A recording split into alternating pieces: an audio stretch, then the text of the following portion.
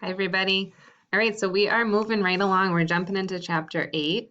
Chapter 8, we are going to start looking at decimals, and we're going to be looking at decimals up into the thousandths place. So our goal for lesson 8.1 is to read and write thousandths in decimal and fractional form, represent and interpret thousandths in models or in place value charts, and write a fraction with a denominator as of 1,000 as a decimal. So you'll see that there's lots of different ways that we can show decimals. And there's actually lots of different times in real life that you use decimals. So we're going to talk a lot about those different ways to show decimals, when we use them in real life, and how we can represent them as accurately as possible. So like I mentioned, there are a lot of different ways to show decimals. If we think of a decimal as part of a whole, so here I have a whole cube, okay, and the cube is broken up into lots of little pieces. It's actually broken up into thousandths. So you'll see that this one little teeny cube, that is 1,000th. Okay, and like you can see here, we can show that as a fraction because we know fractions are parts of a whole. We can write it out in word form, and we can also show this in decimal form, which we see right here. We're going to talk a lot about place value and how this place where the digit 1 is the thousands place. So that's why we place that 1 in that place, because we only have one single thousandth. We can also look at decimals on number lines. So this number line here, I'm breaking up just 1, the number 1, because I'm starting at 0 and I'm going to 1. And if I count, I'm breaking it up into 1, 2, 3, 4, 5, 6, 7, 8, 9, 10 pieces. So each tick mark is a tenth on this number line.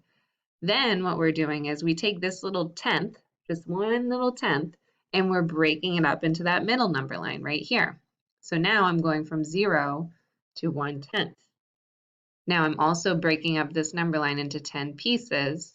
So one single chunk now is 1/100th, which you can see here in green. And same thing, I'm taking that piece, breaking it up, and now each of these pieces of this bottom number line is representing 1,000. So just kind of showing you how if we continue to break up pieces of a number into smaller and smaller chunks, it's showing that with our decimals, 1/10th, 1/100th, and 1,000th.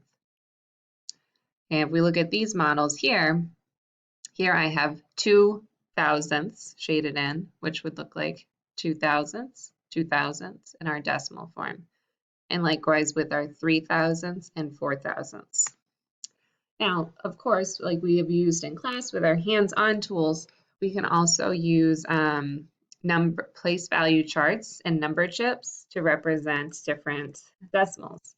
So you'll see, and I would write this in your notes if you forget those place values, and make sure you have a place value chart, that we always have our ones place. This spot right here where this black line is actually where your decimal point is going to go. And then we have tenths, hundredths, and thousandths. Now, because we have 6 chips in our thousandths place, our decimal right here would be 6 thousandths.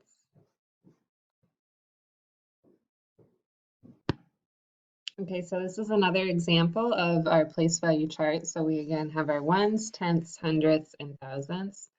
And our decimal would be right here. Okay, so this decimal that you're seeing in the place value chart would be 8 thousandths. Now, this is why it's really important to make sure you're paying attention to the place of a number and where the digit is falling. If I had this decimal here, I would have 0 and 80 thousandths, which is also the same exact thing as I can erase my,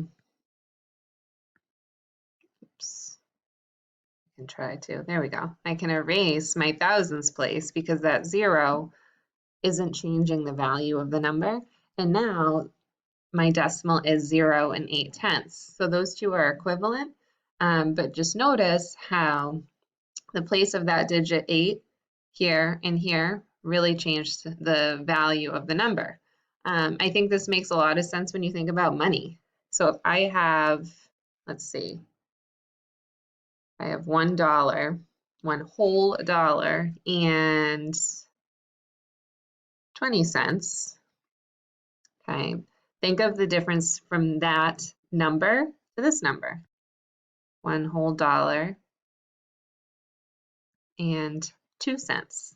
Okay, it's a big difference. If you go to a store and you have one over the other, it's really going to change what you would end up purchasing, possibly, depending on what you're looking at. So those are just some examples of how we really want to make sure we are paying attention to the place of the digit. All right, so in this slide, we're going to talk a little bit about converting thousandths to hundredths, and which we can see. Let's start by looking at these place value charts. So down here, I have 10 thousandths chips. Okay, and we know 10 is the magic number. So if I convert that over, 10 thousandths chips is equal to 1/100th. And we can see that in here. So in our model, I have 10 of those little thousandths blocks, and those add up to one whole row. If I went through and counted how many rows there are in this whole model, it would end up being 100. Okay, I'm not going to actually go through and do that, but there are 100 of those rows of 10 that make up 1,000. So if you see one whole row right here in a model, I'm gonna, oops, you know that one whole row is equal to 1/100th.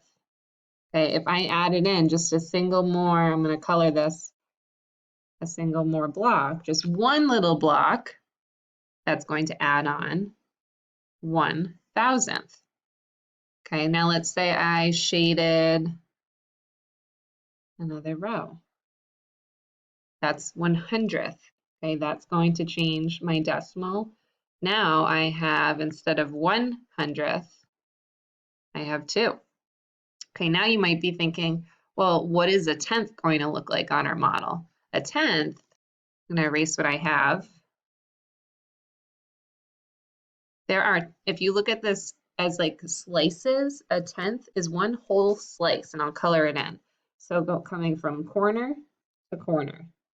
If I have 10 of those slices, almost like a cake, that's going to make up the whole cube. So this right here that I just shaded in would look like this. That is 1/10. Okay, now let's say I went and added on a row. Now I have 1/100th. If I add in, let's see, 1, 2, 3 little cubes, I have 3,000. So all of that together is, I would read it, all of the digits together, and then read the place the last digit lands in. So that would be 113 thousandths.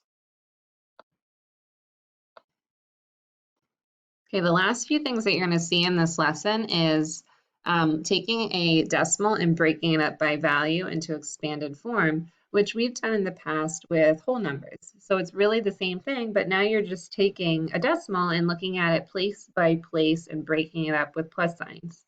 So for example, if we look at our place value chart, we have the number 8 and 409 thousandths, okay, which I can see down here as well.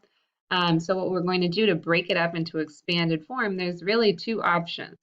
You can either break it up into decimal expanded form. So I have my whole number 8 plus 4/10 plus 9 thousandths, or you can break it up into fraction expanded form, which is the same exact thing, but I'm just writing it as fractions. So 8 plus 4/10 plus 9 thousandths.